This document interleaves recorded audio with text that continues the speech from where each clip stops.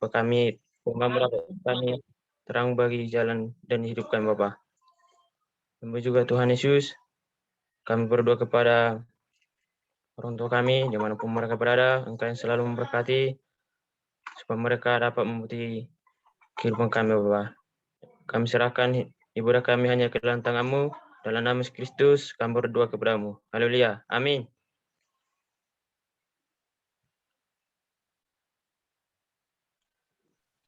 Amin. Oke, kita masuk pada acara selanjutnya. Kala kita mencari damai dan ketenangan, hanya kita dapatkan dalam Yesus. Tak ada satupun yang dapat menghibur serta menolong kita. Hanya Yesus jawaban hidup kita. Untuk itu, marilah kita puji Tuhan dengan menyanyikan lagu pujian, Hanya Yesus jawaban hidupku. Kita bernyanyi.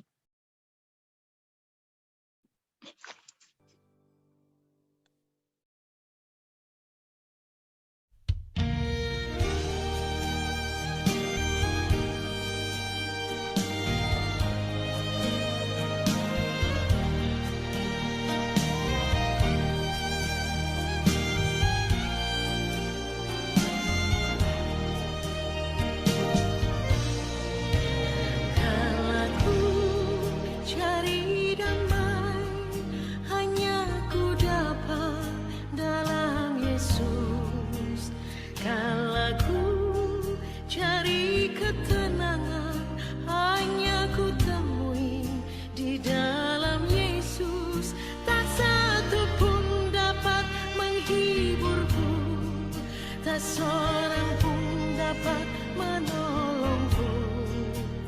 Hanya Yesus jawaban hidupku.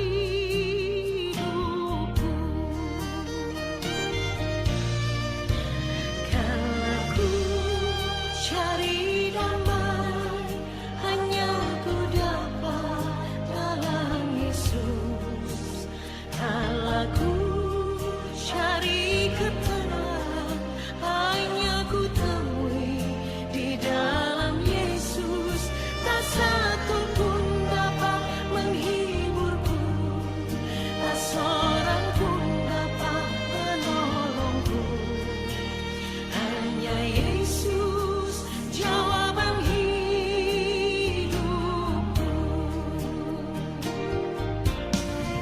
Bersama Dia hatiku damai, walau dalam lembah kekelaman. Bersama Dia hatiku tenang, walau hidup penuh tantangan. Tak satu pun dapat menghiburku, tak seorang pun dapat menolongku. Hanya Yesus jawaban hidupku.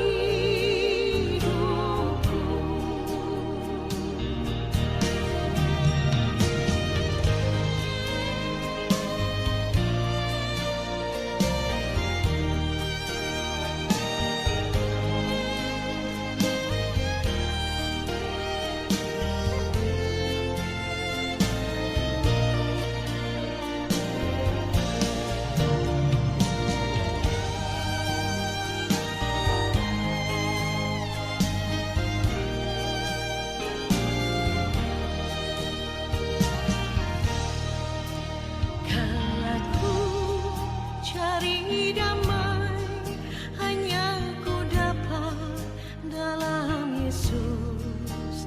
Kalau ku cari ketenangan, hanya ku temui di dalam Yesus. Tak satu pun dapat menghiburku, tak seorang pun dapat menolongku. Hanya Yesus jawaban hidupku. Bersama Dia hatiku damai, walau dalam lembah kekelaman.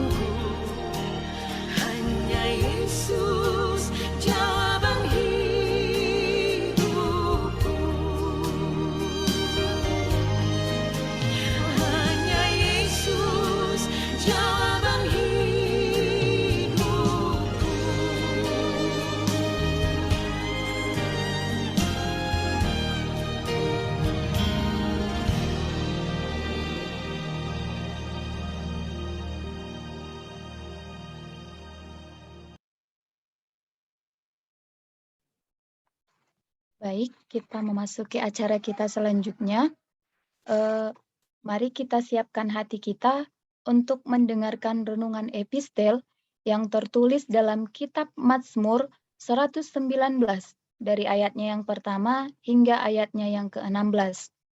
Mazmur 119 dari ayatnya yang pertama sampai dengan ayatnya yang ke-16.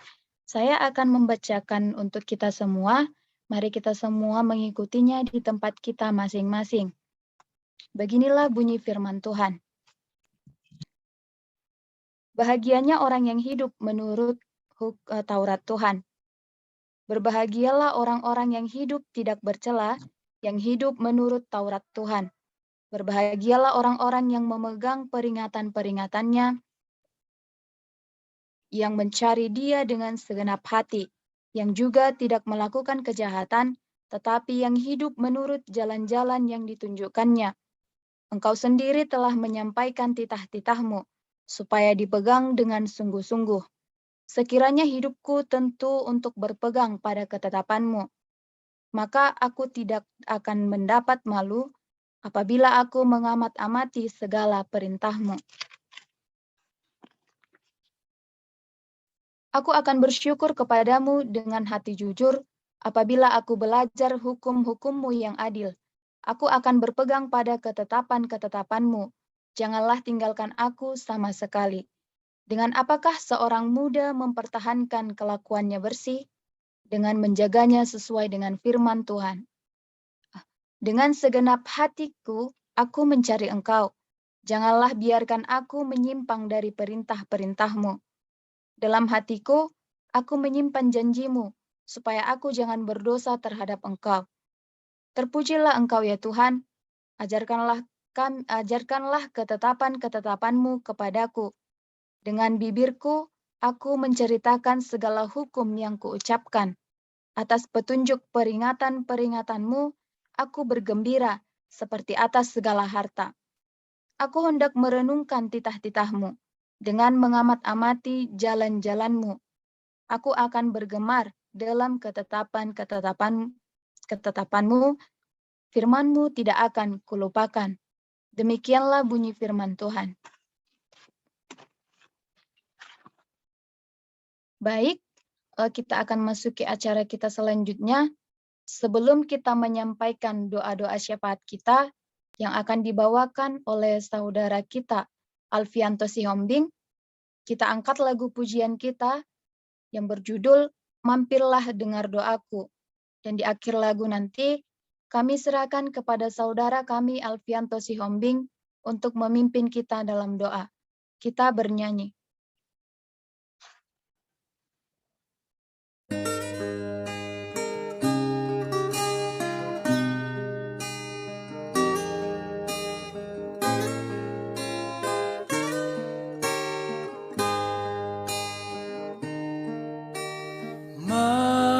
Mampirlah dengar doaku, Yesus penebus. Orang lain kau hampiri, jangan jalan terus. Yesus Tuhan, dengar doaku. Orang lain kau hampiri, jangan jalan terus.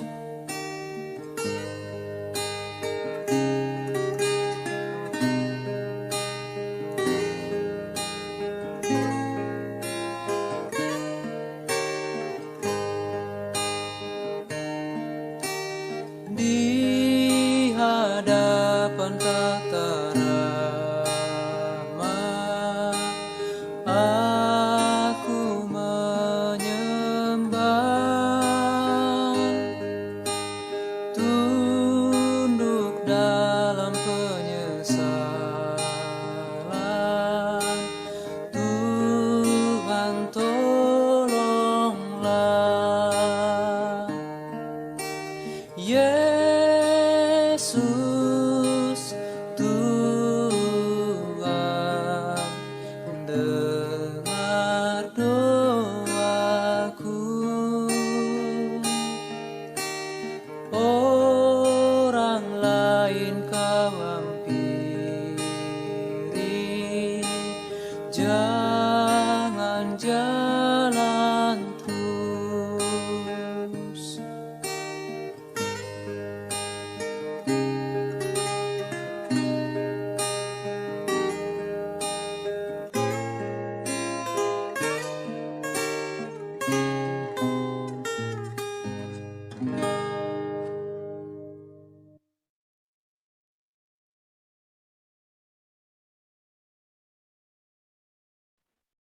Baik, sebelum kita masuk ke dalam doa syafaat, saya akan membaca terlebih dahulu pokok doa kita untuk hari ini. Yang pertama, kita berdoa untuk bangsa dan negara Indonesia, para pemimpin, pusat daerah, dan para pembuat kebijakan, serta masyarakat Indonesia. Yang kemudian kita berdoa untuk YKN Tarutung, pimpinan kampus, dosen, pegawai, staf, para mahasiswa, dan stakeholder terkait, secara khusus proses rekrutmen balon rektor. Yang kemudian kita berdoa untuk mahasiswa Prodi MPK, terkhusus untuk mahasiswa semester 7, yang sedang melaksanakan kegiatan PPL. Dan kepada teman-teman mahasiswa, agar tetap semangat di dalam mengikuti perkuliahan. Yang kemudian kita berdoa untuk penyampaian firman Tuhan untuk hari ini. Demikian pokok doa syafaat, kita bersatu di dalam doa. Ya Tuhan, kami mengucapkan syukur atas berkat yang kami terima hingga pada hari ini ya Tuhan. Engkau masih memberkati kami ya Tuhan. Memberikan kami kesehatan ya Tuhan di dalam mengikuti kebaktian kami hari ini ya Tuhan. Ya Tuhan, kami berdoa untuk bangsa dan negara Indonesia kami ya Tuhan. Agar menjadi bangsa yang Tuhan, yang takut akan Tuhan dan menjadi bangsa yang maju ya Tuhan. Kami berdoa juga ya Tuhan untuk para pemimpin daerah ya Tuhan. Untuk pemerintah pusat juga ya Tuhan. Kami berdoa untuk para pembuat kebijakan-kebijakan yang ada di Indonesia Tuhan. Semoga Engkau memberikan mereka kesehatan ya Tuhan. Kami berdoa untuk masyarakat Indonesia ya Tuhan, agar selalu menjaga kesehatan ya Tuhan. Kami berdoa ya Tuhan untuk kampus YKN Tarutung ya Tuhan. Sekiranya Engkau memberikan kampus kami ya Tuhan menjadi kampus yang maju ya Tuhan, yang menjadi kampus yang takut akan Engkau ya Tuhan. Kami berdoa untuk pimpinan kampus kami ya Tuhan, agar Engkau memberikan beliau kesehatan ya Tuhan. Engkau memberkati dosen-dosen kami ya Tuhan. Engkau memberikan mereka kesehatan di dalam mengajar kami ya Tuhan. Engkau memberkati pegawai ya Tuhan, memberkati staf, dan memberkati para mahasiswa-mahasiswa YKN Tarutung ya Tuhan. Engkau memberkati ya Tuhan di dalam proses rekrutmen balon rektor ya Tuhan. Siapapun yang akan menjadi maju ya Tuhan untuk menggantikan rektor, kiranya rektor tersebut rektor yang takut akan Tuhan ya Tuhan. Kami berdoa ya Tuhan untuk mahasiswa Prodi MPK ya Tuhan, terkhusus untuk mahasiswa ya Tuhan semester 7 yang sedang mengikuti kegiatan PPL ya Tuhan. Semoga Engkau melancarkan kegiatan PPL. Engkau memberikan mereka kesehatan ya Tuhan. Dan kepada teman-teman mahasiswa ya Tuhan, agar tetap semangat mengikuti di dalam pembelajaran ya Tuhan, tetap mengerjakan semua tugas-tugas yang diberikan oleh dosen ya Tuhan. Jauhkan dari mereka rasa malas ya Tuhan. Kami berdoa juga ya Tuhan untuk penyampaian firman Tuhan yang Tuhan. Karena Engkau memberikan beliau ya Tuhan kesehatan di dalam memberikan arahan ya Tuhan di dalam penyampaian firman Tuhan. Ya Tuhan, kami berdoa juga untuk orang tua kami ya Tuhan, karena Engkau memberikan mereka kesehatan ya Tuhan, memberikan mereka panjang umur, memberikan mereka kesehatan ya Tuhan, supaya mereka dapat ya Tuhan menafkahi kami ya Tuhan, memberikan kami tetap support ya Tuhan. Ya Tuhan, semoga di dalam kegiatan kami satu hari ini ya Tuhan, Engkau memberkati ya Tuhan, memberikan prosesnya secara lancar ya Tuhan. Hanya ini doa yang dapat kami sampaikan ya Tuhan. Di dalam nama Tuhan Yesus Kristus kami berdoa dan mengucap syukur. Amin.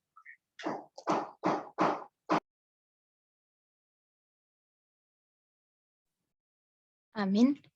Baiklah, Sebelum kita mendengarkan sabda kebenaran firman Tuhan yang akan disampaikan oleh Bapak Pendeta Jendrato Simanulang, kita angkat lagu pujian kita yang berjudul Nyanyikan Lagi Bagiku Firman Kehidupan. Saat pujian selesai, kami serahkan kepada Bapak Jendrato Simanulang untuk menyampaikan firman Tuhan. Mari kita bernyanyi.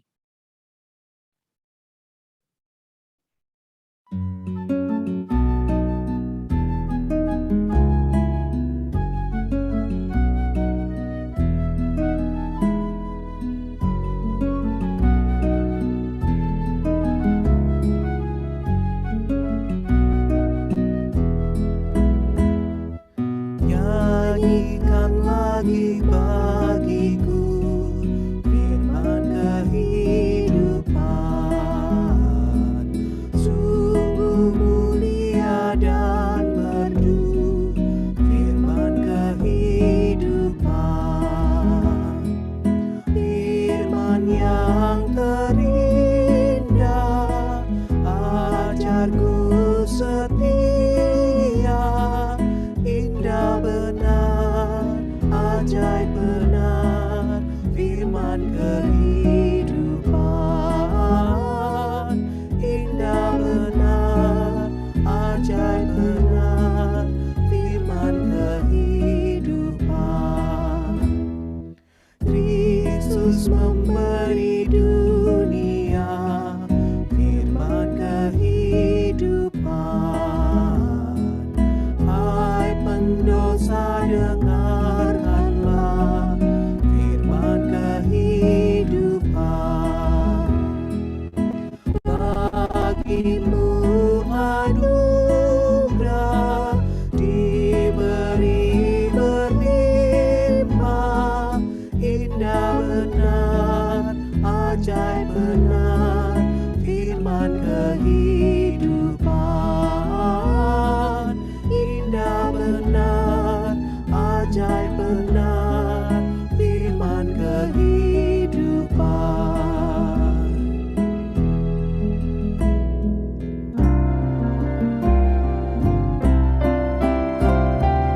Manislah gema Injilnya, firman kehidupan, damai ampunan dirinya, firman kehidupan. Yesus juru selamat, sumber segala rahmat, indah benar, ajaib benar, firman kehidupan, indah benar, ajaib benar, firman kehidupan.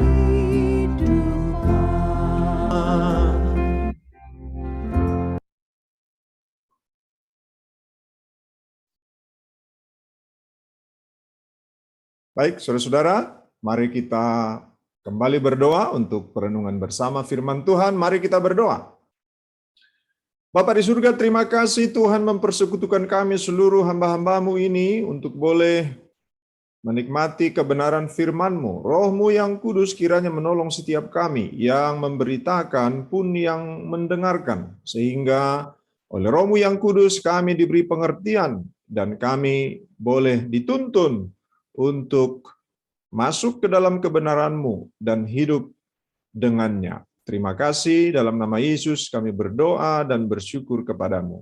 Amin.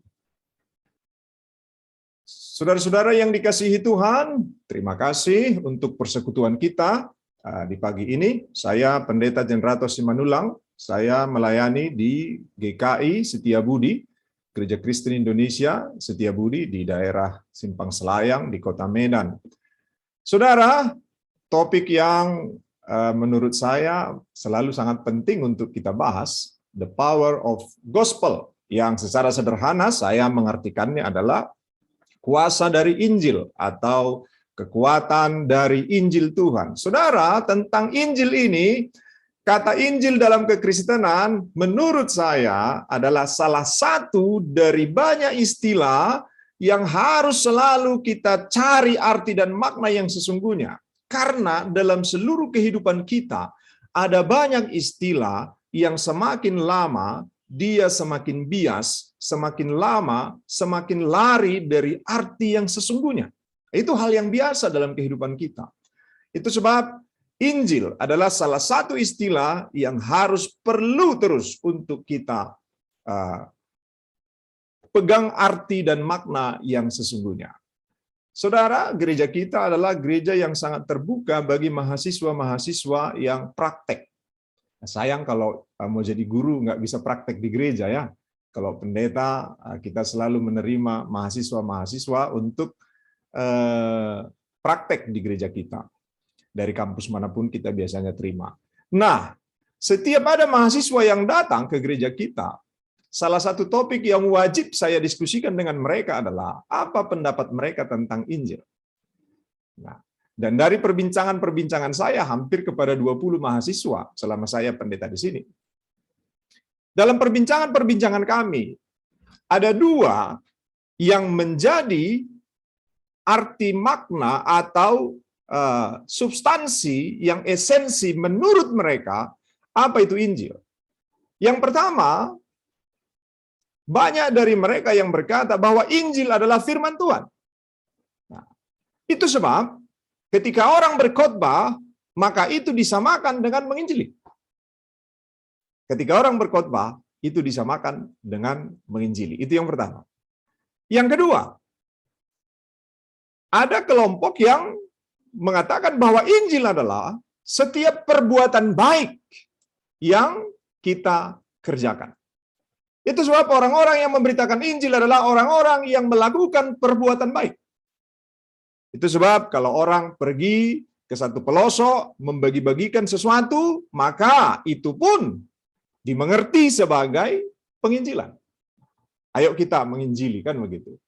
Nah, itu juga sebabnya di gereja-gereja banyak kantong persembahan yang diberi nama kantong PI atau kantong pekabaran Injil.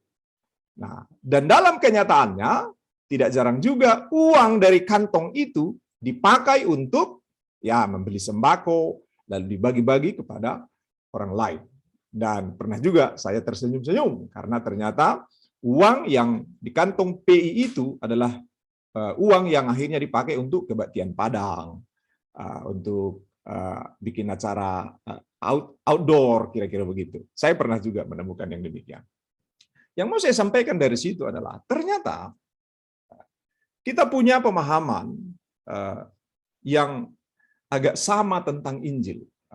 Banyak orang Kristen yang punya pemahaman yang agak sama tentang Injil. Dan dari banyak pemahaman itu, bukan semua, banyak yang menjadi terkutuk kepada dua kutub. Yang pertama adalah yang menyebut bahwa Injil ya firman Tuhan. Jadi semua firman Tuhan itu adalah Injil.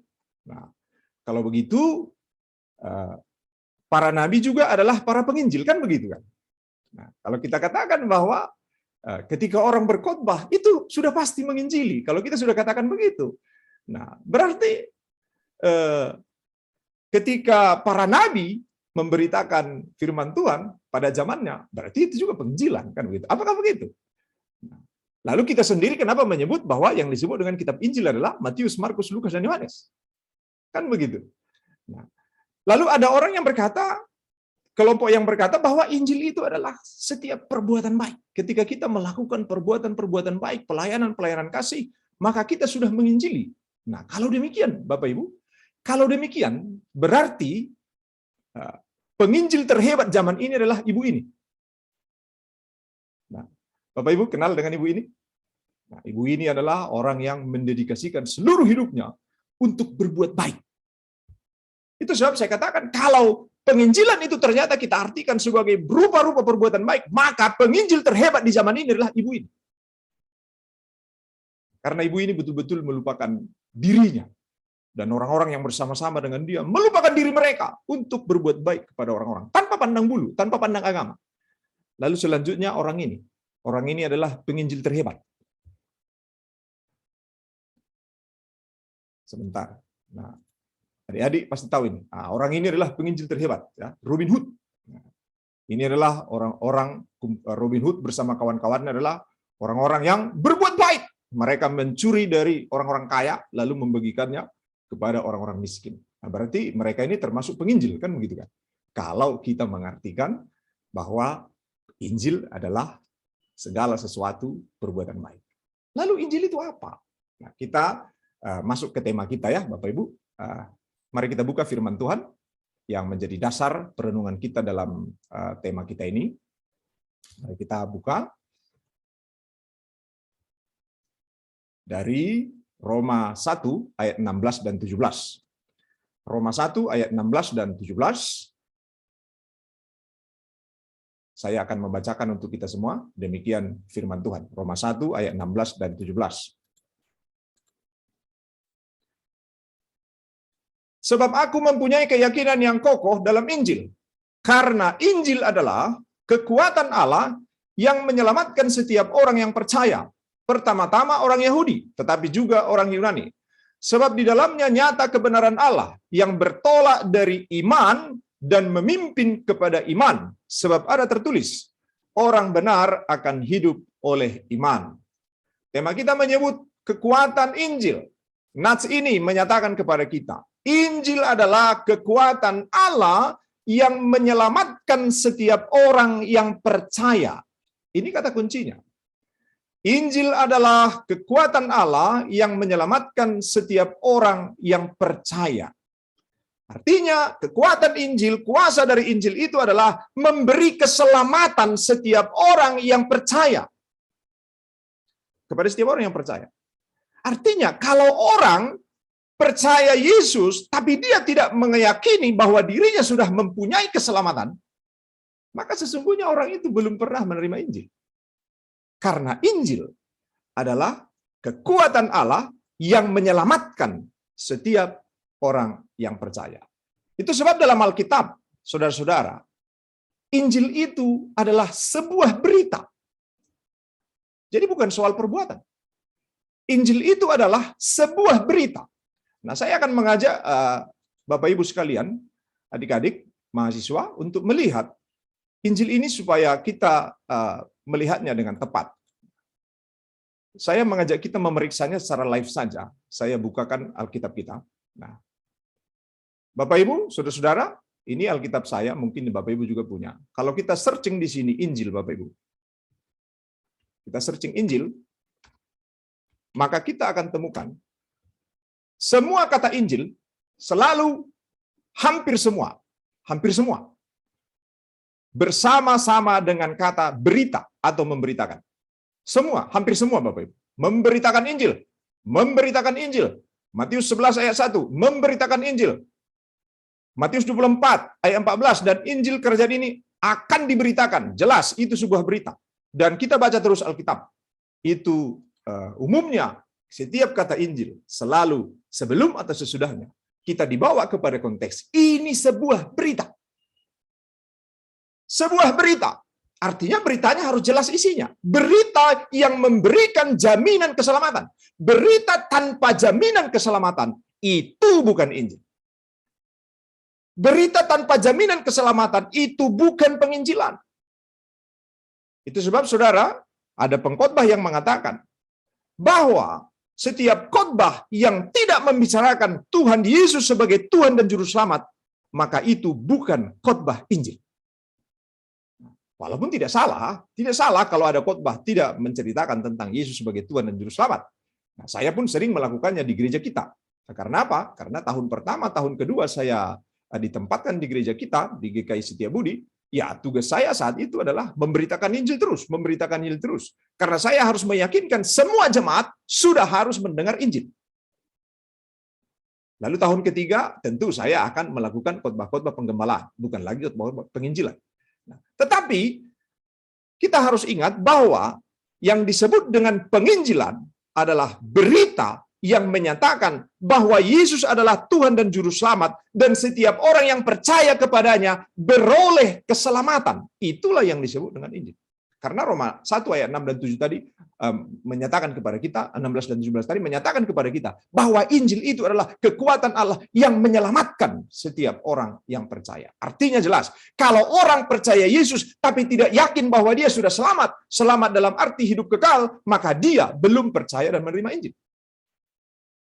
Itu sebab percaya kepada Yesus sebagai Tuhan dan Juru Selamat adalah hal yang harus bersamaan dengan kita yakin bahwa kita telah beroleh kehidupan yang kekal atau keselamatan. Saudara, keselamatan ini apa? Ini pun harus kita pilah-pilah juga ya, Bapak Ibu. Keselamatan ini apa? Kalau kita melihat dari nats kita tadi, Roma 1, 16 dan 17 itu, saya akan membagikan kepada kita sedikit supaya kita bisa melihat keselamatan di sini apa, kira-kira begitu. Keselamatan apakah yang dimaksudkan di sini?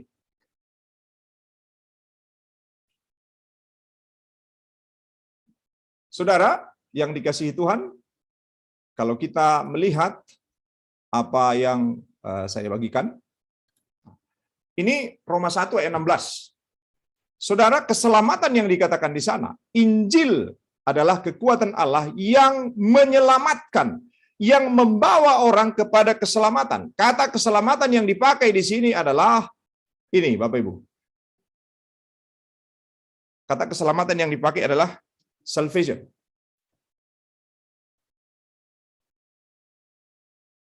Bukan safety. Berbeda ya, Bapak Ibu ya. Soterian, salvation, bukan safety. Jadi ketika kita bicara Injil, kita tidak sedang bicara tentang safety. Safety yang ada pada proyek-proyek kan safety first. Utamakan keselamatan. Keselamatan yang di situ kan kepala tidak terantuk, kaki tidak kena batu, dan yang lain-lain. Tetapi keselamatan yang dibicarakan oleh firman Tuhan sebagai kekuatan Injil adalah salvation. Keselamatan akan kehidupan yang akan datang. Keselamatan pada kehidupan yang akan datang. Keselamatan dari hukuman maut. Keselamatan dari hukuman neraka kekal. Itulah yang disebut Alkitab dengan keselamatan. Itu yang disebut firman Tuhan dalam nats kita. Roma 1 ayat 16 dan 17 itu. Itu sebab orang yang percaya kepada Injil adalah orang yang percaya kepada Yesus. Dan orang yang percaya kepada Yesus adalah orang yang percaya bahwa dirinya telah beroleh keselamatan untuk kehidupan yang kekal. Kalau kita tidak mengalami kuasa ini, kalau kita tidak mengerti dan memahami dan mengartikannya demikian, maka kita belumlah orang yang menerima Injil. Dan kita tidak mengalami apa-apa akan Injil itu sendiri. Saudara-saudara yang dikasihi oleh Tuhan kita, Yesus Kristus, Injil adalah keselamatan oleh iman. Sebab firman Tuhan tadi katakan, sebab di dalamnya nyata kebenaran Allah yang bertolak dari iman dan memimpin kepada iman. Sebab ada tertulis, orang benar akan hidup oleh iman. Bagaimana orang-orang percaya mengalami keselamatan yang daripada Tuhan? Bagaimana orang-orang percaya memiliki keselamatan kekal, hidup kekal, memiliki sorga kekal? Jawabannya adalah bertolak dari iman dan dituntun ke dalam iman. Saudara, berangkat dari iman. Itu sebab Alkitab berbicara bahwa keselamatan itu, salvation itu adalah pekerjaan Tuhan, bukan pekerjaan kita. Keselamatan itu adalah pemberian Tuhan, bukan hasil pekerjaan kita. Efesus 2 ayat 8 dan 9 jelas, sebab oleh karena kasih karunia kamu diselamatkan. Sekali lagi, keselamatan di sini bukan safety, tapi salvation. Karena kasih karunia, yang artinya kita tidak layak tapi diberikan. Dan saya tidak mau menggunakan istilah dihadiahkan, karena hadiah ini pun agak bermasalah, saudara-saudara. Kadang-kadang kita kan berpikir bahwa keselamatan itu adalah hadiah dari Tuhan. Saya katakan kurang pas. Kenapa? Saudara, semalam, apakah Bapak Ibu, adik-adik, mahasiswa, apakah ada memberi atau menerima hadiah kepada guru? Ada semalam? Kan hari guru semalam ya? Nah, kalau kita memberi hadiah kepada orang lain, sedikitnya terdapat satu alasan yang membuat mereka layak mendapatkan hadiah. Kan begitu kan? Kenapa semalam guru-guru mendapat hadiah? Oh, karena punya alasan. Mereka layak mendapatkannya karena semalam hari guru. Nah, hadiah pun itu ada alasan. Artinya ada syarat yang dimiliki orang itu, maka kita kasih hadiah. Nggak tahu saya, apakah adik-adikku pernah kasih hadiah sama pacarnya kan? Ini dek, atau ini bang. Loh, ada apa ini? Dalam rangka apa? Nggak dalam rangka apa-apa. Kan jarang itu. Jarang itu. Biasanya ulang tahun kan, ulang tahun kasih apa? Kasih hadiah, ya kan? Walaupun orang berpacaran ini memang suka kasih-kasih hadiah kan? Karena anniversary-nya banyak. Anniversary seminggu, anniversary sebulan, anniversary 6 bulan, kan cari-cari lah pokoknya. Kan biasanya begitu ya. Nah, tetapi itu hadiah. Tetapi keselamatan bukan hadiah. Tapi 100% adalah anugerah, kasih karunia, grace. Yang artinya apa? Saudara dan saya tidak layak menerima itu. Tapi Tuhan memberikannya. Kita sangat membutuhkan itu. Karena semua orang telah kehilangan kemuliaan Allah karena berdosa. Dan karena dosa itu semua orang telah berada dalam naungan maut. Dan karena manusia semuanya telah berada dalam naungan maut, maka seperti yang dikatakan Wahyu 20:14, maka semua pada akhirnya maut dan kerajaan maut, mereka akan dilemparkan ke dalam lautan api. Dan itulah kematian yang kedua. Kita membutuhkan keselamatan itu. Dan itulah sebabnya Tuhan Yesus datang sebagai Injil, kabar baik kepada kita. Saudara, saya mau bertanya begini. Kalau saudara punya utang ya, walaupun saudara nggak punya utang, anggap aja dulu punya utang. Saudara punya utang yang jumlahnya banyak sekali. Dan kalau dihitung-hitung dari apa yang saudara punya, bahkan kalau saudara bekerja seumur hidup, takkan cukup membayar utang itu. Takkan cukup membayar utang itu. Lalu datanglah seseorang yang bijaksana menjumpai saudara. Ingat ya, saudara punya utang. Yang seumur hidup pun saudara bekerja, tidak bisa saudara bayar. Lalu datang seorang yang bijaksana. Dia berkata kepada saudara, saya tahu bagaimana supaya Anda bisa melunaskan atau membayar utang-utang saudara itu. Senang nggak kira-kira dengan kedatangannya itu? Senanglah, kan begitu kan? Oh, ada orang yang datang kepada kita kan. Saya tahu bagaimana jalan keluar. Oh, bagaimana caranya Pak? Bu? Lalu dia berkata, caranya. 1, rajin-rajinlah bekerja. 2, hemat-hematlah dalam hidupmu. 3, banyak-banyaklah menabung. Nah, 3 aja dikasih tahu. Menurut Bapak Ibu, saudara-saudara, ini kabar baik atau tidak ini? Kabar baik atau tidak ini? Dia bilang, rajin-rajinlah kerja. Nang pedangnya pokok ngahu botoi, kan begitu kan? Nggak usah pun kau bilang, tahunya aku itu kan gitu kan? Dan udah kerja aku, nggak sanggup aku membayar utang walaupun aku udah kerja. Mungkin kita akan bilang begitu. Nah, yang kedua tadi hemat-hematlah. Itu pun udah tahunya aku itu. Ngapain kau datang kalau cuma ngasih tahu itu kan begitu kan? Nah, lalu yang ketiga, menabunglah. Siapa yang nggak tahu itu? Nah, orang tak bertuhan pun tahu supaya bisa bayar utang harus rajin menabung kan begitu. Apakah itu kabar baik? Oh, saya kira itu bukan kabar baik. Itu adalah kabar yang semakin memperjelas utang kita tak akan bisa dibayar. Saya kira begitu. Itu adalah kabar yang memperjelas utang kita tidak akan bisa dibayar. Kerja keras. Kerja keras pun saya sampai mati nggak akan cukup membayar itu. Hemat. Jangankan hemat, tak makan pun saya sampai mati tak bisa membayar itu. Lalu menabung. Jangankan cuma uang. Diri saya pun saya tabung tak akan cukup membayar itu. Kan begitu.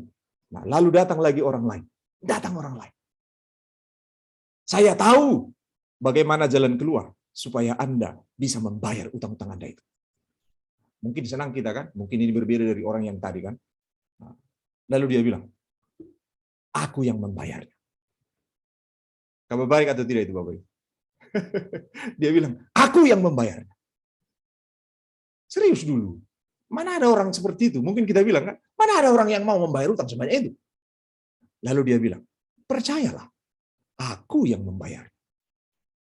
Inilah kabar baik. Betul? Inilah kabar baik. Itulah yang dilakukan oleh Allah di dalam Tuhan Yesus. Para nabi memberitakan jalan keluar seperti yang diceritakan orang pertama tadi. Musa menunjukkan jalan keluar kepada orang Israel. Supaya engkau selamat, supaya engkau diberkati, maka lakukanlah ini syaratnya. 1, 2, 3, 4, 5, 6, 7, 8, 9, 10. Lalu apakah itu menjadi jawaban atas apa yang Israel perlukan? Tidak. Justru ke-10 hukum yang diberikan Musa memperjelas bahwa mereka berdosa. Karena apa? Sebelum ada perintah jangan mencuri, mereka nggak tahu mereka berdosa. Karena mencuri sebelum ada larangan, itu bukan pelanggaran. Tapi ternyata datang hukum Taurat. Jangan mencuri katanya. Mulai hari itu, orang sadar, selama ini sudah berdosa rupanya saya. Dan mendapati diri, besok-besoknya, berdosa rupanya saya. Lalu datang Tuhan Yesus. Aku yang membayar utang dosa. Maukah engkau percaya kepadaku? Inilah kabar baiknya. Kita yang tidak mungkin menyelamatkan diri kita dengan segala usaha kita, Tuhan Yesus datang melakukan penyelamatan atas kita dengan membayar seluruh dosa kita. Nah, ini adik-adikku mengajar anak-anak nyanyi harus benar ya. Harus benar. Nah, karena lagu sekolah minggu kita ada yang harus dibenarkan, dibetulkan sedikit. Adik-adik mungkin ngajar sekolah minggu juga ya. Ada lagu kebangsaan orang Kristen di Indonesia kan? Lagu kebangsaan itu. Dari Sabang sampai Merauke tahu itu. Lagu itu. Apa itu? Yesus angkat dosaku dan buang. Saya lihat gambar-gambarnya di sini. Jawabannya adalah dan buang ke laut. Nah, ini tidak alkitabiah ini ya. Ini tidak alkitabiah. Dan ini merusak doktrin yang benar kekristenan. Karena apa? Yesus tidak mengambil dosa kita dan membuangnya ke laut. Yesus mengambil dosa kita yang harusnya kita yang kerjakan itu, yang harusnya kita yang mengerjakan penebusannya, walaupun kita tidak akan pernah mampu. Yesus ambil itu dosa kita, lalu dipikulnya, disalib, sehingga kita yang harusnya dibinasakan, tidak lagi dibinasakan, melainkan beroleh hidup yang kekal. Maka rubah sedikit lagunya ya adik-adik ya. Yesus angkat dosaku dan pikul disalib, pikul disalib, pikul disalib. Jangan dibuang ke laut ya. Nah, itu namanya Yesus tak bertanggung jawab itu, ya kan? Itu seperti orang ambil sampah lalu dibuang ke kandang orang, ke halaman orang kan begitu. Nah, tidak begitu. Nah, Yesus ambil dosa kita dan pikul disalib, diselesaikan. Itu sebab apakah yang pertama yang Alkitab catat? Ketika Yesus telah selesai, ketika Yesus mengerjakan penyelamatan atas kita, ketika Yesus menuntaskan dosa kita di salib, ketika Yesus menyelesaikan dosa kita di salib, apakah yang pertama disaksikan oleh Alkitab? Apa? Yang disaksikan oleh Alkitab adalah seorang penjahat dipastikan masuk surga. Kan begitu. Nah, Bapak Ibu adik-adik tahu ya, ketika salah seorang penjahat itu, yang mana itu? Yang di kiri apa yang di kanan itu? Yang Yesus katakan, ingatlah pada hari ini, engkau bersama-sama dengan aku ada di dalam Firdaus. Nah, itu yang di mana itu? Yang di kiri apa yang di kanan itu? Kalau ada yang jawab yang di kanan berarti batak kali kan begitu. Nah, karena di Alkitab tidak disebut di situ di kiri atau di kanan, kan begitu. Jangan pula kita beda-bedakan kiri dan kanan ya. Nah, salah satu orang Kristen pun begitu, apalagi Batak kan, orang meninggal dibilang apa? Sayang giat ma, mudah-mudahanlah Tuhan menempatkannya di sebelah kanan. Kalau di sebelah kiri kenapa rupanya? Nah, apa beda rupanya sebelah kanan Tuhan dengan sebelah kirinya kan begitu. Nah, jadi artinya jangan dipersoal-soalkan itu ya, kanan atau kiri. Nah, salah seorang dari penjahat itu, apa Yesus katakan? Ingatlah, pada hari ini engkau bersama-sama dengan aku di dalam Firdaus. Kenapa orang ini boro-boro ngajar sekolah minggu, beribadah pun tak pernah orang itu kan? Apakah orang itu pernah beribadah? Ngasih persembahan apalagi? Tak pernah itu. Tetapi Yesus katakan, pada hari ini engkau bersama-sama dengan aku di dalam Firdaus. Orang ini dipastikan masuk surga. Alkitab harus mencatat ini supaya mata kita terbuka bahwa soal kerajaan surga itu bukan soal apa yang kita lakukan, tapi soal apa yang Yesus telah lakukan. Apa yang Yesus lakukan? Menebus dosa kita. Bukan soal apa yang kita lakukan. Itu sebab Alkitab memberi satu contoh yang tidak melakukan apa-apa. Bahkan melakukan sebaliknya. Tetapi kenapa orang ini Yesus anugerahkan kehidupan kekal baginya? Jawabannya sederhana, karena sebelumnya orang itu bilang apa? Dia bilang kepada kawannya, kita patut dihukum. Artinya orang itu menyadari dosanya. Kan begitu. Sedangkan orang ini tidak. Maksudnya Yesus tidak ada dasar untuk dihukum. Artinya orang itu mengakui bahwa dirinya berdosa. Yang kedua adalah dia menggantungkan keselamatannya kepada Tuhan Yesus. Itu sebab dia bilang, Yesus, apabila engkau datang sebagai raja, ingat aku. Artinya apa? Kalau engkau datang menghakimi dunia ini, ingat aku. Selamatkan aku. Itu sebab Yesus katakan apa? Hari ini engkau beroleh keselamatan itu. Inilah kuasa Injil, saudara. Kabar baik kepada seluruh orang berdosa. Saya dan saudara. Kita yang tidak mampu menyelesaikan dosa kita, diselesaikan oleh Tuhan Yesus. Apakah saudara percaya akan hal itu?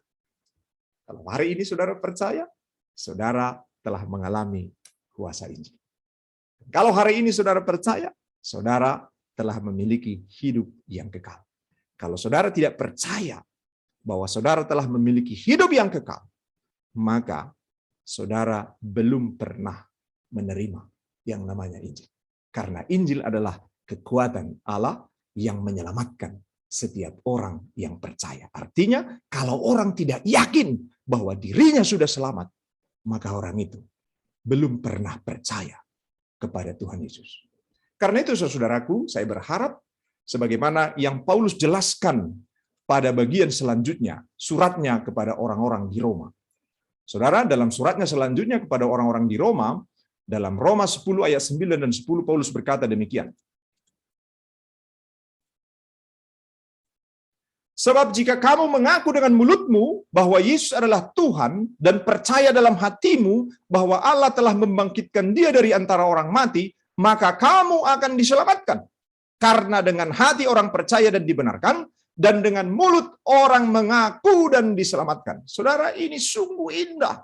Apa yang Paulus sampaikan ini sebagai berita Injilnya, persis seperti lagu kita tadi. Indah benar. Ajaib benar, firman kehidupan, Injil itu luar biasa indah. Bagaimana tidak? Coba Bapak Ibu. Sebab jika kamu mengaku dengan mulutmu bahwa Yesus adalah Tuhan, pengakuan kita, dan percaya dalam hatimu, Allah telah membangkitkan Dia dari antara orang mati. Artinya, kita percaya dengan sungguh-sungguh bahwa Yesus yang mati dan bangkit itu adalah Tuhan yang turun ke dunia menyelesaikan dosa kita. Maka firman Tuhan katakan apa? Kita diselamatkan. Karena dengan hati orang percaya dan dibenarkan. Saudara bayangkan, ketika kita percaya, kita dibenarkan. Dan dengan mulut orang mengaku dan diselamatkan. Ketika kita mengaku bahwa Yesus adalah Tuhan kita, Juru Selamat kita, kita diselamatkan. Saudara, pertanyaan yang bisa penting, bisa tidak. Bisa penting, bisa tidak. Saya mau bertanya kepada saudara. Apakah saudara seorang Kristen? Nah, jawabannya pasti ya. Kan begitu kan? Bisanya rupanya yang enggak Kristen diterima di YKN? Bisanya? Kristen ya. Apakah saudara Kristen? Ya. Kalau saya bertanya hari ini kepada saudara, kapan saudara pernah mengaku dengan mulut dan percaya dengan hati bahwa Yesus adalah Tuhan dan Juru Selamat saudara? Tahukah kapan? Kalau tahu puji Tuhan. Nah, kalau nggak tahu, jadi macam mana saudara bisa yakin bahwa saudara adalah orang percaya? Nah, mungkin saudara juga menjawab, oh di gereja saya setiap hari Minggu mengatakannya, aku percaya kepada Yesus. Ya, hari ini firman ini mengingatkan kita. Betulkah kita pernah dengan sungguh-sungguh menyatakan pengakuan iman di hadapan Tuhan? Mungkin tidak perlu di hadapan orang, tapi di hadapan Tuhan. Berkata, Yesus, dengan mulutku aku percaya bahwa Engkau adalah Tuhan, dan dengan hatiku aku percaya Engkau adalah Juru Selamatku. Engkau telah mati bagiku, menebus dosaku, sehingga aku yang percaya kepadamu beroleh keselamatan. Apakah kita pernah menyatakan pengakuan yang demikian? Itu perlu, karena apa? Bukankah dengan pengakuan yang demikian, kita yakin bahwa kita adalah orang-orang yang sudah diselamatkan? Kalau kita tidak pernah menyatakan pengakuan yang demikian, bagaimana kita tahu bahwa kita ini adalah orang-orang yang selamat? Karena dalam 1 Korintus 12 ayat 3 dikatakan apa? Tidak seorang pun yang mengaku Yesus Tuhan kalau bukan oleh Roh Kudus. Itu sebab ketika kita berkata, Ya Yesus, aku percaya Engkau Tuhanku dan Juru Selamatku. Itu adalah pekerjaan Roh Kudus. Cara Tuhan meyakinkan kita bahwa kita sungguh sudah menerima keselamatan itu. Saudara, ya mohon maaf saya ini sekedar masukan sedikit. Mohon maaf. Tadi MC kita ada sedikit berbicara tentang Roh Kudus. Nah, Injil dan Roh Kudus itu adalah keberadaan yang tidak bisa dipisahkan. Artinya apa? Kalau saudara belum yakin bahwa dalam diri saudara ada Roh Kudus, maka dipastikan saudara belum menerima Injil. Loh kok bisa begitu Pak Pendeta? Kan begitu. Nah, makanya orang Kristen kalau berdoa, ya Roh Kudus masuklah ke dalam hatiku. Nah, besok lagi, ya Roh Kudus masuklah dalam hatiku. Ya Roh Kudus masuklah dalam hatiku. Nah, ini ada persoalan, saudara. Ini ada persoalan. Lah kenapa? Karena Injil dan Roh Kudus itu adalah keberadaan yang selalu bersama. Tidak bisa orang telah menerima Injil, tapi Roh Kudus tidak. Kok bisa begitu Pak Pendeta? Oh ya, karena firman Tuhan dalam Efesus 1 ayat 13 itu jelas menerangkan kepada kita. Di sana dikatakan, saudara, dalam Efesus 1 ayat 13, dikatakan di sana, di dalam Dia kamu juga, karena kamu telah mendengar firman kebenaran, yaitu Injil keselamatan, di dalam Dia kamu juga, ketika kamu percaya, pada waktu kamu percaya maksudnya, dimeteraikan dengan Roh Kudus yang dijanjikannya itu. Itu sebab saya katakan, orang yang telah percaya kepada Yesus adalah Tuhan dan Juru Selamatnya. Yang percaya kepada berita Injil yang menyelamatkan itu, ketika dia percaya pada saat itu juga, dalam dirinya dimeteraikan Roh Kudus yang dijanjikan itu.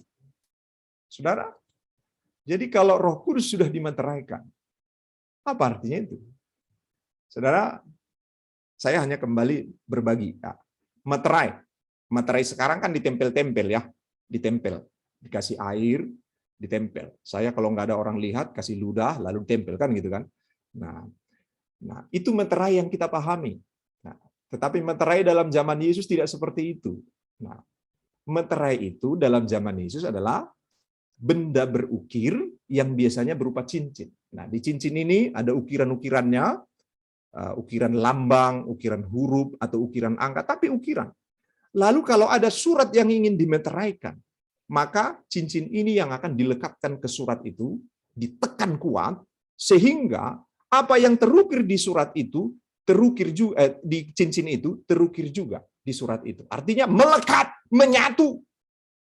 Itu sebab setiap orang yang percaya, ketika dia percaya bahwa Yesus telah menyelamatkannya, dia telah memiliki hidup yang kekal, saat yang sama, Roh Kudus dilekatkan, tinggal bersama dengannya selama-lamanya. Itulah kekuatan Injil. Injil membuat kita selamat. Dan Injil membuat kita berada dalam persekutuan dengan Roh Kudus. Itu sebab Paulus mengulangi dalam suratnya kepada Korintus. 1 Korintus 6 ayat 13. Ya. Tidak tahukah kamu bahwa tubuhmu adalah bait Allah, Roh Kudus diam di dalam kamu. Jadi orang Kristen jangan lagi ada yang bolak-balik mengundang Roh Kudus masuk ke dalam hati. Bolak-balik mengundang Roh Kudus masuk ke dalam hati. Paulus katakan, nasoibotohamudo, yang tidak tahunya kamu bahwa tubuhmu itu bait Allah dan Roh Kudus diam dalam dirimu. Jangan pula kita tidak tahu ya. Kita tahu itu. Dan Roh Kudus inilah yang menuntun kita, menginsafkan kita akan segala dosa. Artinya apa? Penyelamatan dulu, baru Yesus menolong kita untuk meninggalkan segala dosa-dosa kita. Itu sebab dalam Efesus 2 ayat 10 dikatakan apa? Karena kita ini buatan Allah, dipersiapkan dari semula untuk melakukan pekerjaan baik. Itu sebab Tuhan menyelamatkan kita untuk melakukan pekerjaan baik. Jangan dibalik-balik ya. Kita melakukan pekerjaan baik-baik supaya diselamatkan oleh Tuhan. Enggak begitu. Kalau begitu enggak akan pernah kita selamat. Kalau begitu kita enggak akan pernah selamat. Tetapi Tuhan menyelamatkan kita untuk melakukan segala perbuatan baik. Artinya apa? Kuasa Injil adalah pertama, menjamin keselamatan kekal kita. Yang kedua, menjamin Roh Tuhan ada bersama-sama dengan kita. Yang ketiga, menuntun kita hari lepas hari semakin hidup, semakin serupa dengan Kristus. Menanggalkan segala ketidakbenaran, menanggalkan segala perbuatan-perbuatan yang tidak dikenan Allah dalam hidup kita. Sehingga semakin hari kita semakin serupa dengan gambaran Kristus, anak Allah yang hidup itu. Kiranya Tuhan menolong kita melalui kebenarannya. Mari kita berdoa. Bapa di surga, terima kasih kebenaran-Mu mengingatkan kami akan Injil-Mu, kasih karunia-Mu yang menyelamatkan kami. Engkau sendiri yang telah melakukan penebusan atas dosa-dosa kami, sebab apapun yang kami lakukan dalam hidup kami, itu tidak pernah membuat kami kudus dan suci dari dosa. Dan Engkau sendiri Allah yang Maha Kudus tidak mungkin bersatu dengan keberdosaan, tidak mungkin bersatu dengan kecemaran. Sehingga jika kami mengandalkan diri kami, sekalipun kami berhenti melakukan dosa, itu tidak pernah membuat kami layak di hadapan Tuhan. Tetapi oleh karena kemurahan-Mu, kasih-Mu yang besar bagi kami, Engkau sendiri mengambil dosa itu dari diri kami dan memikulnya di salib dan menyelesaikannya sampai tuntas, yang Engkau buktikan dengan kebangkitan-Mu ya Tuhan. Dan yang Engkau buktikan dengan kenaikan-Mu ke surga, menyediakan tempat bagi kami, orang-orang percaya, dan akan datang dari sana untuk menjemput kami, sehingga kami kelak akan hidup dan tinggal bersama Tuhan selama-lamanya. Bapa di surga, terima kasih, tolong kami untuk menyadari bahwa kami yang percaya kepadamu, Engkau sudah benarkan. Kami yang percaya kepadamu, Engkau telah beri jaminan keselamatan. Kami yang percaya kepadamu, Engkau akan tolong melakukan seluruh firman-Mu. Dan kami yang percaya kepadamu adalah orang-orang yang Tuhan utus ke tengah-tengah dunia ini untuk berbagi kabar sukacita, yaitu Injil keselamatan-Mu. Sehingga bukan kami sendiri yang menikmatinya, tetapi orang-orang yang ada di sekitar kami, orang tua kami, saudara-saudara kami, mereka pun boleh mendengar Injil. Injil yang benar, yang sanggup menyelamatkan setiap orang yang percaya kepadamu. Terima kasih, di dalam nama Yesus kami berdoa dan bersyukur. Amin.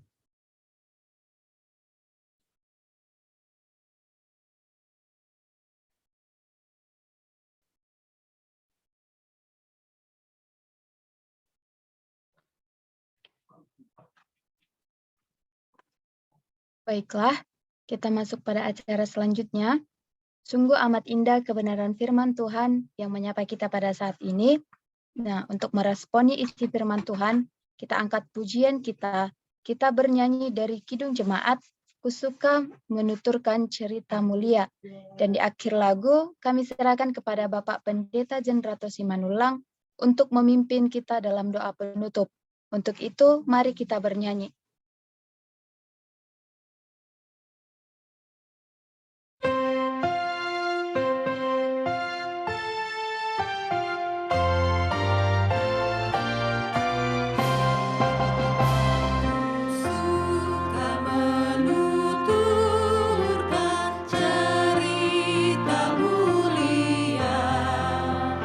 Cerita Tuhan Yesus dan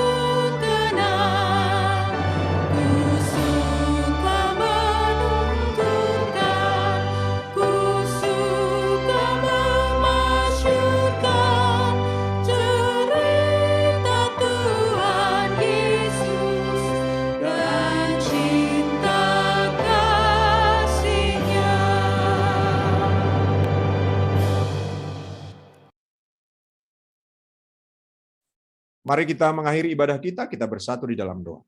Bapa di surga, terima kasih lawatan-Mu bagi setiap kami, dan biarlah Tuhan hari ini ketika firman-Mu, Injil keselamatan-Mu melawat anak-anak-Mu ini, biarlah Roh-Mu yang kudus yang menuntun setiap anak-anak-Mu, sehingga tak satu pun yang tidak mengaku dengan mulut dan yang tidak percaya dengan hati bahwa Yesus adalah Tuhan, dan Tuhan telah mengerjakan keselamatan bagi kami dengan mati dan bangkit-Mu dari kematian mengalahkan maut. Terima kasih, perlengkapi seluruh hamba-hamba-Mu ini ya Tuhan, untuk Engkau pakai dan Engkau utus untuk memberitakan berita yang terutama, yaitu Injil keselamatan yang punya kuasa menyelamatkan setiap orang yang percaya. Berkati seluruh hamba-hamba-Mu dalam tugas mengajar mereka, juga dalam panggilan mereka di tengah-tengah keluarga mereka. Berkati hamba-hamba-Mu dalam tugas studi mereka saat ini, baik yang di lapangan maupun yang belajar di kampus maupun yang belajar secara online. Tuhan berkati semuanya hamba-hamba-Mu ini. Dan perlengkapi terus untuk berbagi kabar kesukaan, yaitu bahwa dosa orang-orang yang percaya kepada Yesus telah diampuni, dan mereka yang percaya kepada Yesus beroleh hidup yang kekal. Terima kasih untuk segala sesuatu yang Tuhan sediakan bagi kami, peralatan, sinyal, dan semuanya yang Tuhan kendalikan, sehingga kami boleh menikmatinya dalam ibadah ini. Berkati perusahaan-perusahaan, orang-orang yang bekerja di telekomunikasi, sehingga kami pun pada waktu yang akan datang tetap boleh menikmati kebaikan-Mu. Terima kasih, dengarkanlah doa kami yang kami naikkan di dalam nama Yesus, Tuhan dan Juru Selamat kami yang hidup. Marilah kita pulang dalam damai sejahtera dan kita terima berkat Tuhan. Anugerah Tuhan kita Yesus Kristus, kasih setia Allah Bapa dan persekutuan Roh Kudus, itulah yang memberkati dan memperlengkapi kita hari ini kekal sampai selama-lamanya. Amin. Bapa, terima kasih. Bapa, terima kasih. Bapa, terima kasih. Bapa di dalam surga, ku berterima kasih. Amin.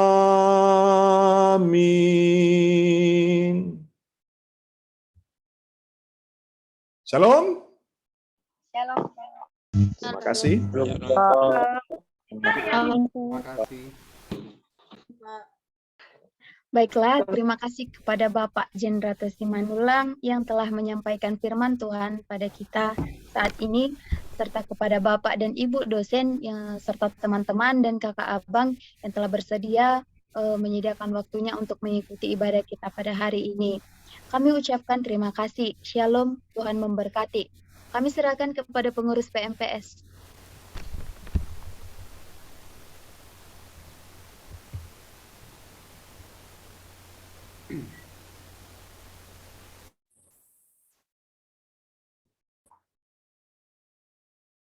Ya. Atau kita berfoto dulu ya. Dulu kepada pengurus. Mana pengurusnya nih? Kurang jelas suaranya, Pak. Kita berfoto dulu. Sudah jelas ya?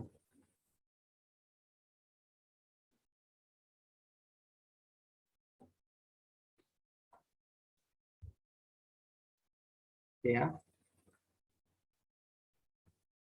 1, 2, 3. Ya, sebentar halaman pertama. Bentar ya. Agak-agak lambat ini komputernya.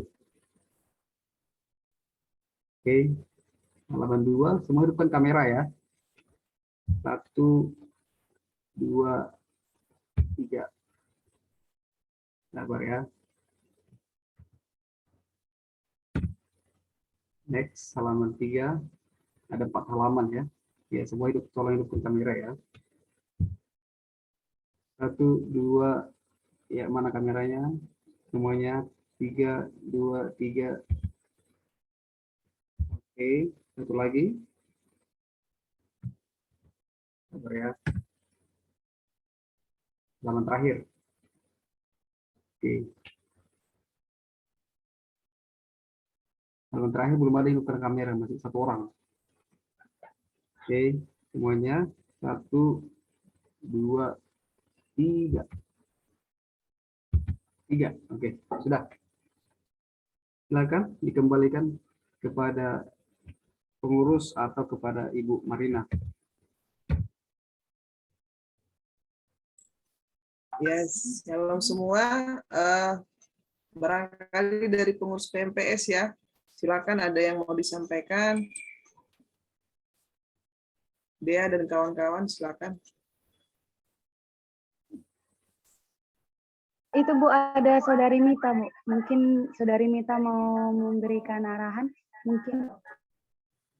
Silakan diberikan waktu dan kesempatan.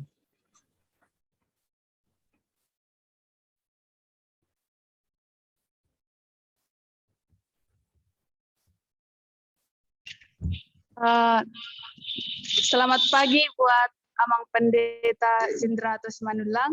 Selamat pagi. Terima kasih buat renungan ataupun khotbah yang sudah disampaikan oleh Amang pada pagi hari ini. Sangat memberikan kami dorongan atau memotivasi kami belajar pada pagi hari ini.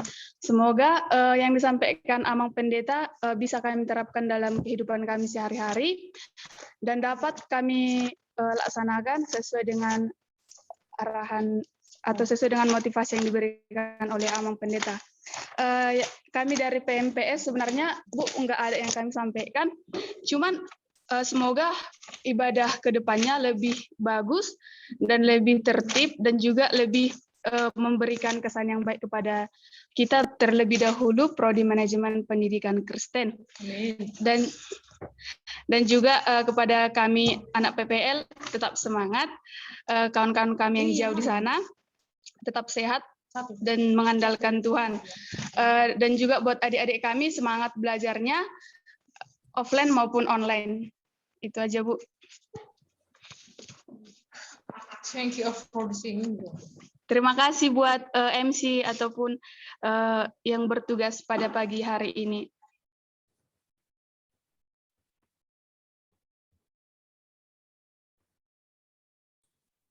Baik, terima kasih Mita dari pengurus PMPS.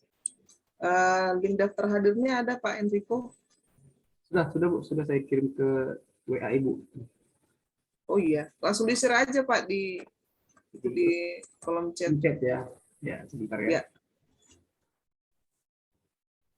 Tadi ada saya lihat Bu Lasmaria Lumban Tobing ya. Beliau masih ada nggak ya? Sepertinya tidak ada lagi. Ya mungkin mewakili lah dari Prodi, dosen juga ya Pak Jendrato mengucapkan terima kasih untuk partisipasinya Pak, kebenaran firman Tuhan yang sudah disampaikan hari ini. Mudah-mudahan kiranya pelayanan Bapak semakin teguh memberitakan kebenaran firman Tuhan lewat setiap kesempatan yang Tuhan berikan. Untuk selanjutnya kami rindukan kiranya juga masih ada pertemuan kita ya Pak di kesempatan selanjutnya. Siap Bu, siap. Iya baik. Silakan adik-adik mahasiswa mohon diisi daftar hadir ya. Jika sudah selesai, sudah bisa, kami persilakan untuk meninggalkan ruangan Zoom pagi ini. Sampai bertemu di ibadah kebaktian selanjutnya. Tuhan memberkati. Shalom. Shalom Bu. Shalom Bu. Shalom Bu. Shalom Bu. Shalom Bu. Shalom Bapak. Ibu Doping Bu. Shalom Bu. Shalom. Dadah Salam Ibu. Juliana. Dadah Bapak.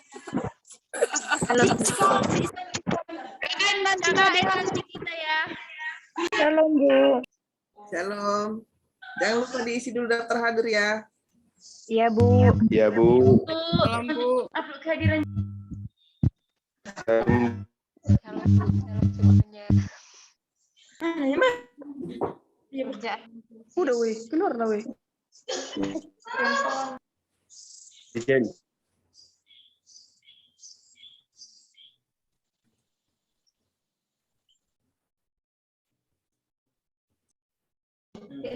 Kak Mita.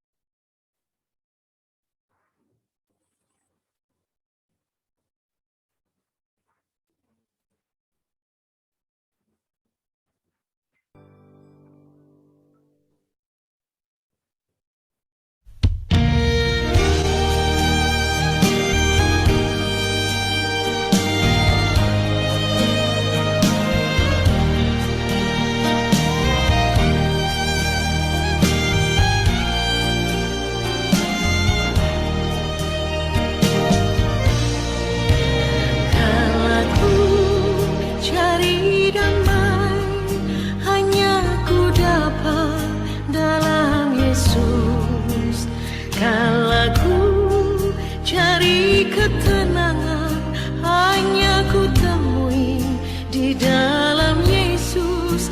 Tak satu pun dapat menghiburku, tak seorang pun dapat menolongku. Hanya Yesus